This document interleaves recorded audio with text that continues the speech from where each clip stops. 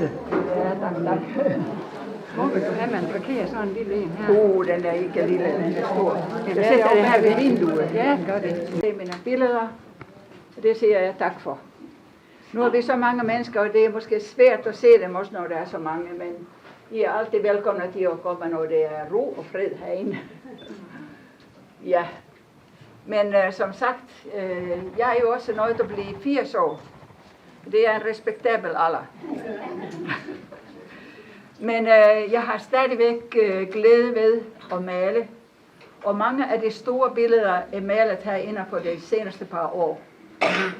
Og der er nogle brochurer her, hvor I kan læse, der er sat nummer ved hver enkelt billede, så I kan læse, hvad det hedder, og hvad for materiale jeg har brugt til at male med.